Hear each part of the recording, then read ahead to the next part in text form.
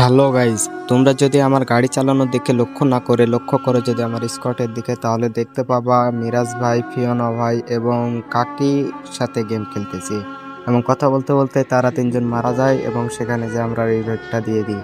রিভাইভটা দেওয়া শেষে হলে আমরা চলে যাই এবং আমার গাড়িটা ফাটায় দেয়। আর গাড়ি ফাটালেও কি হবে, আমি তো বড় লোক না। একটা ট্রাক্টর মাস্টার নামাই, আর তারপর আমরা দেখি যে ফিওনা ভাই মারা গেছে। তাকে রিভাইভ দেওয়ার জন্য আমরা চলে গেলাম এবং রিভাইভটা দিয়ে দিলাম। রিভাইভ দেওয়া শেষ হলে দেখতেছি আমার কাকি আবার মারা গেছে, তারও রিভাইভ দিয়ে দিলাম। রিভাইভ দেওয়া শেষে আমরা আবার জোনের ভিতরে ঢুকে গেলাম এবং জোনের ভিতর ঢুকতে না ঢুকতে দেখতেছি মিরাজ ভাই মারা গেল, আর সাথে ফিওনা ভাই মারা গেল এবং আমার কাকিও মারা গেল।